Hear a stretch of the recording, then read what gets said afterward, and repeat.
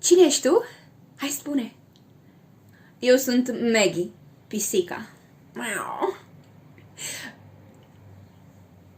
Viața noastră sexuală, nu a noastră, baby, a mea cu Brick, nu s-a terminat așa treptat cum se întâmplă de obicei, ci a fost curmată brusc, ceea ce înseamnă că ar putea oricând să reînvie.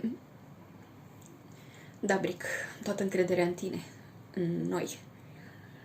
De asta țin să fiu tot timpul atrăgătoare pentru clipa când tu o să mă vezi așa cum mă văd toți bărbații. Pentru că bărbații încă mă văd, nu? Și le place ceea ce văd. Mulți și-ar da și... În fine, chiar săptămâna trecută, oriunde mă duceam, bărbații mă vânau. La petrecerea pe care Alice a dat-o în cinstea verilor ei de la New York, cel mai rătos dintre bărbați a venit după mine și a forțat ușa toaletei pentru femei.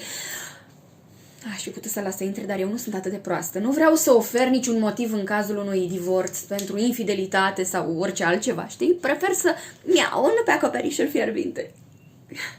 Și oricum, Brig nu are niciun ban în cazul unui divorț. În afară de indemnizația lui taică-su, care oricum o să moară de cancer. Dar el nu știe. Ultima aniversare a tatălui lui Brick. Big Daddy. Da. Oricum n-a lăsat niciun testament. Adică el nu crede în actele astea și știe că va trăi. Și știți ce? Eu cred că Big Daddy va trăi. Mereu mi-a plăcut de bătrânelul ăsta. Mereu mi-a fost drag de el, ciuda grosolăniilor și a cuvintelor porcoase. El este ceea ce este și nu face caz din asta. Și are bani. Bine, nu de asta mi-e drag de el. Nu doar de asta. Știi, toată viața am fost dezgustător de săracă.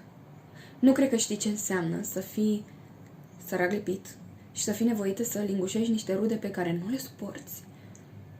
Doar pentru că ele au bani și tu porți o rochie de căpătat.